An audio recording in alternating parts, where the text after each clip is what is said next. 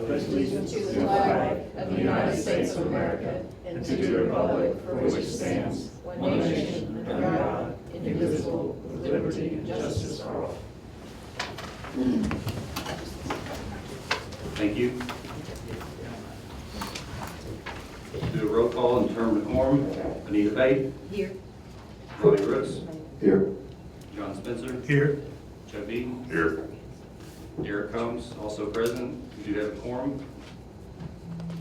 Everyone was provided a copy of the minutes from the November 6th meeting. Ask for a motion to approve the minutes. I'll make a motion to approve. A second.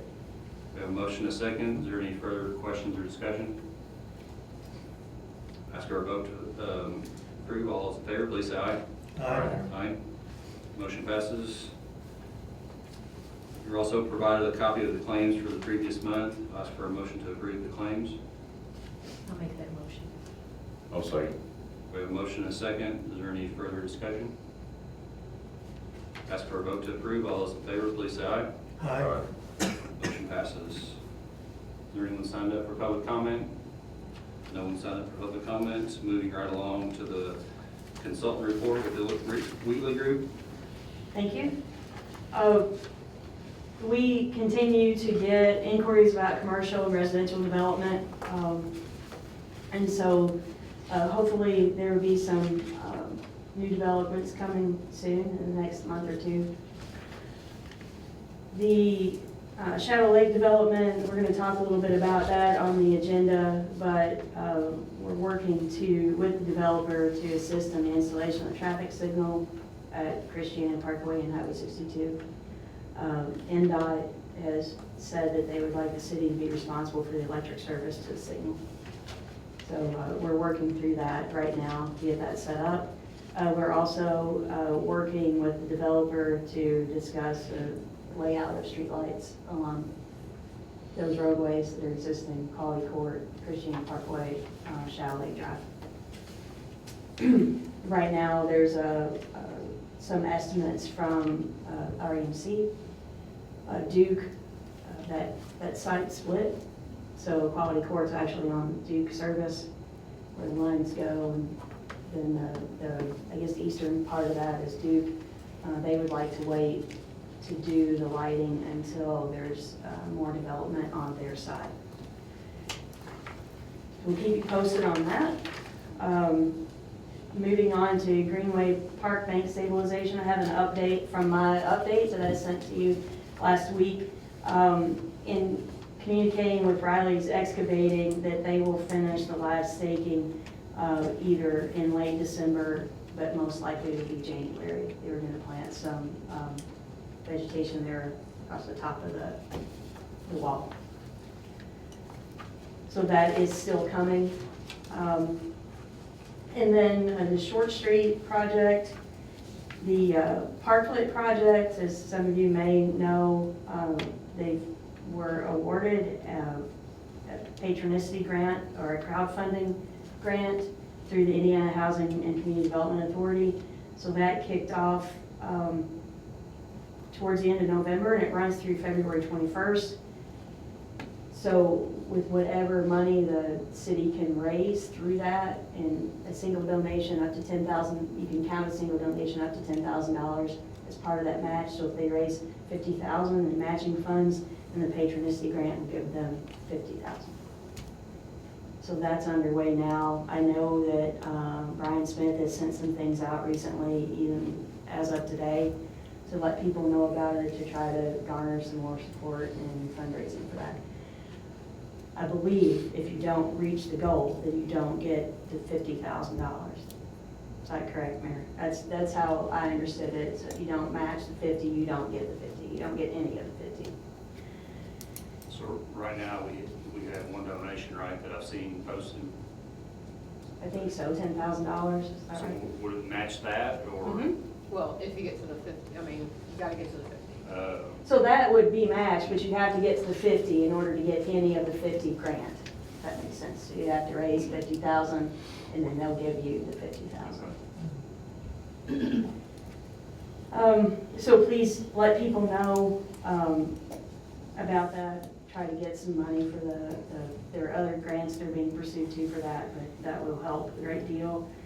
Charlestown Landing improvements, the mayor met with Congressman Aaron Houchin several times over the last few months, and Congressman Houchin has provided the mayor with some information related to some funding that we might be able to pursue to do the Charlestown Landing that wasn't funded through the RDA Ready 2.0 or Lilly Endowment. So we're working on that, and I believe those will be due next month. And then the lift station, the Highway 62 lift station, thanks to all of you for responding about the special meeting that we didn't need to have before Thanksgiving.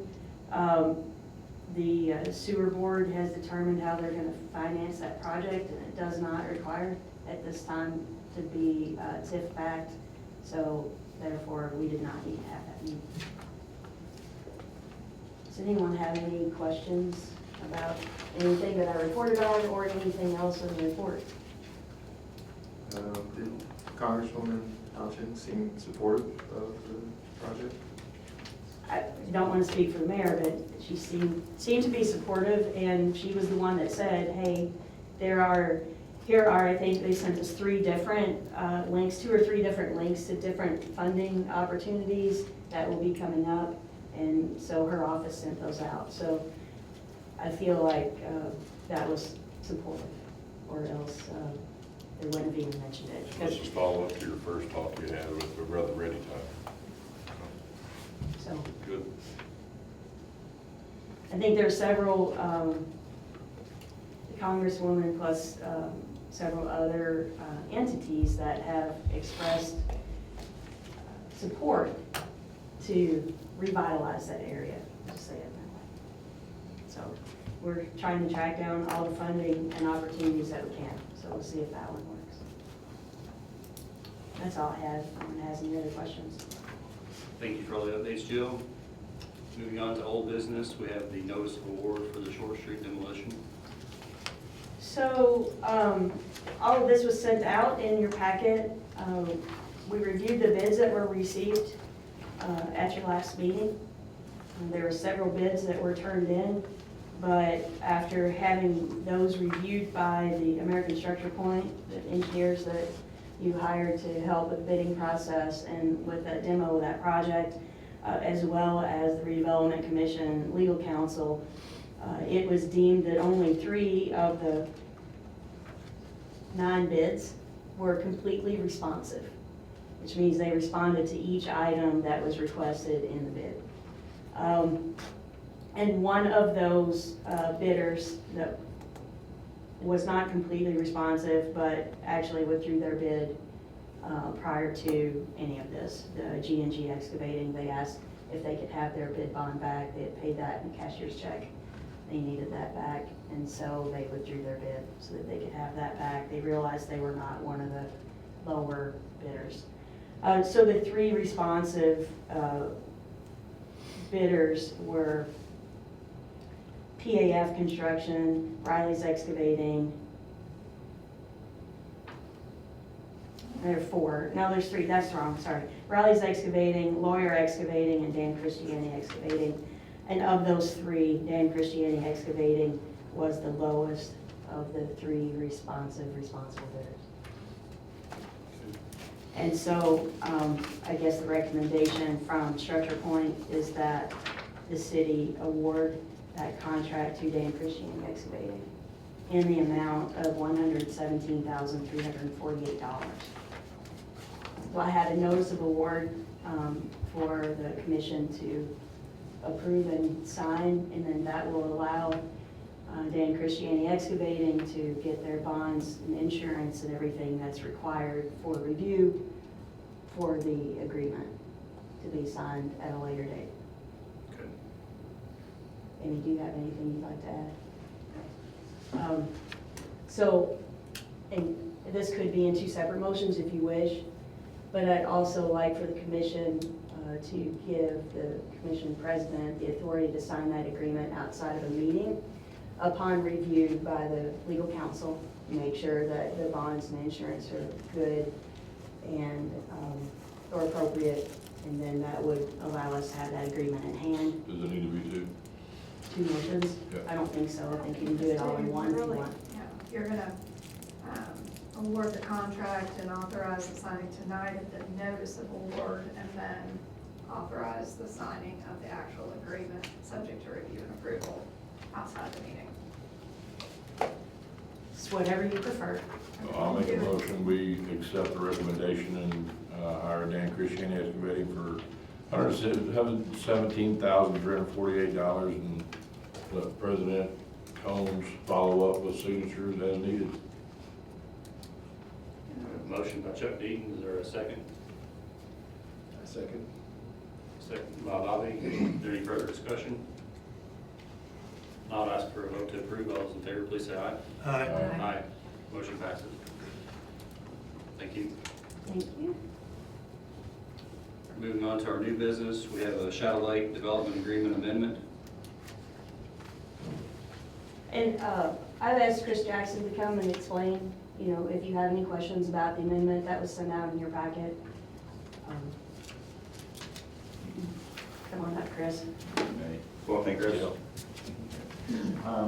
Yeah. So pretty much when we look at the big picture of Shadow Lake, you know, we did it was a BOT agreement with the development, with Blue Lake Development. And in our BOT agreement, we had a schedule of values of different items that we were pulling from, and we basically just selected a portion because, you know, we had infrastructure of 10 or 12 million or 13 million or whatever it is. And we selected items in there, and the city put toward 4.5 million toward the project. And in those items we selected on there, we had surface asphalt. Surface asphalt's the very top layer that goes on. And in order for us to close out the BOT agreement and complete our contract, we're wanting to shift that surface asphalt. We have plenty of other dollars in cooperation to do it. I mean, we've already paid the CSX $1 million for the railroad crossing. You know, we're into the project $12–13 million at a minimum on infrastructure costs. So it's minimal dollars, but the other thing about it is not only we are holding that money back on the contract, and then we also have that money on a retainage contract with the U.S. Capital, the developer. So we are held retainage on that money. It's already sitting in the bank there, and we're not being able to bill for it or utilize that $150,000, $125,000, whatever it is. So it's kind of a double whammy, and it's not gonna, we don't wanna put no surface asphalt on right now. We really wanna wait a couple of years because we're gonna have so much construction activity out there. We want a nice final surface and striping all when it's done and complete, because the buildings are, you know, 9 months out on the first buildings, and then we've got additional buildings coming in, so we really don't wanna put down that surface asphalt to give the city a nice finished product and get all tore up and muddy and nasty.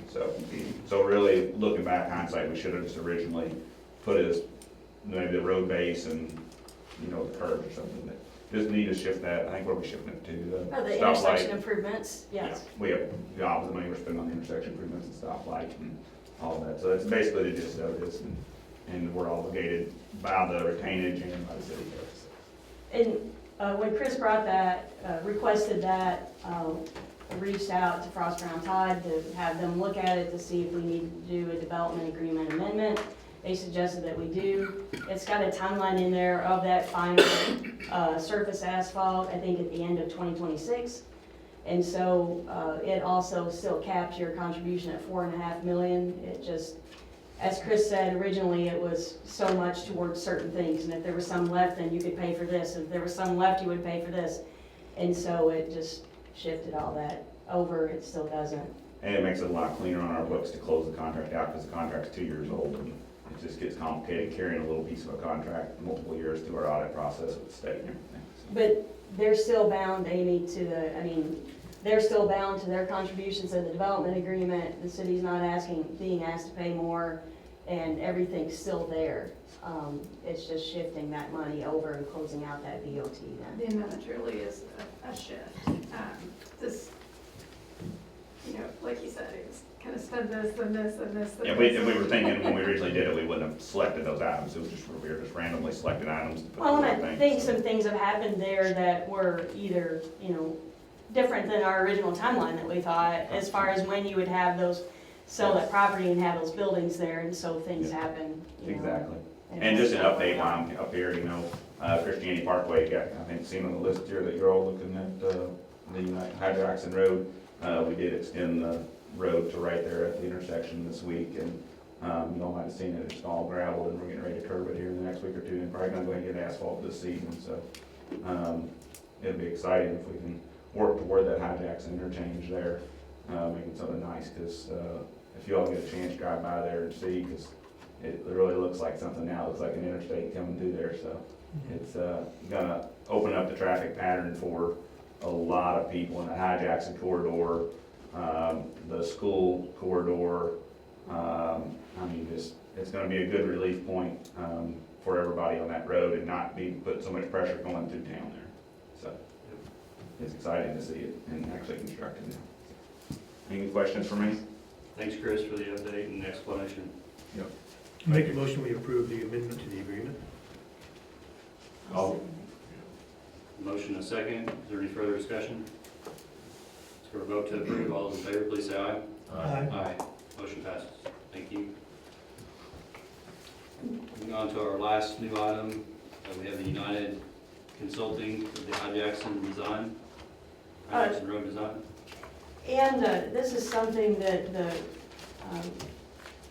as Chris said, they were extending that Christianity Parkway to High Jackson and looking at a way to improve High Jackson and also looking to the future of the extension of Christianity Parkway to County Road 403. Then we've asked United Consulting to provide a proposal to do some design on a traffic circle, a roundabout, whatever you all like to call them. Either thing there at the intersection of High Jackson and Christianity Parkway. The city is hoping to, that it works, that they could apply for maybe community crossings to help with that as well, so they could pay 25 cents on the dollar up to a certain amount, as opposed to 100% of that. So that's what the premise behind that is. I know Bob Stein with United is here.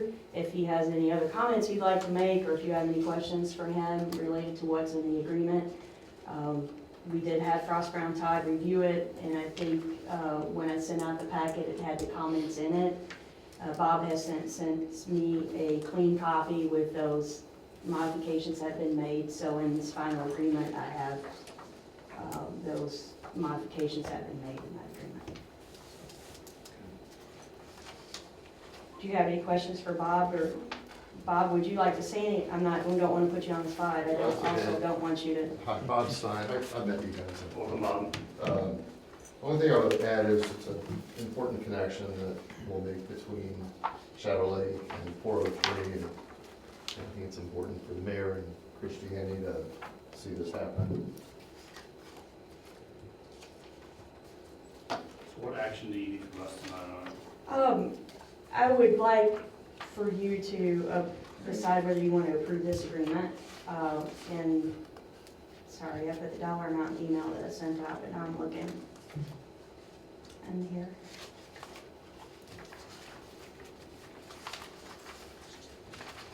This is the last thing before we use up to you. We hide that, You it's know? I'd like to have 333,300. Okay, there. And we've put some Thank you. stopping points in there, so if you need to take a pause for, budgeting, we've got it phase 1, phase 2, and phase 3, and good places where if you need to put a pause, and you can. We wouldn't recommend it because it would delay the project, but, they're there. And notice to proceed at each point is something that we would welcome. Jill, what do you think about how we look in terms of the stopping points? Any reason we think we have to take advantage of those phases?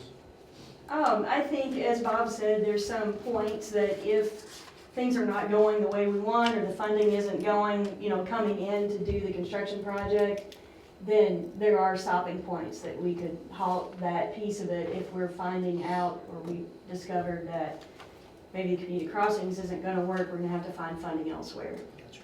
So I think those are good stopping points.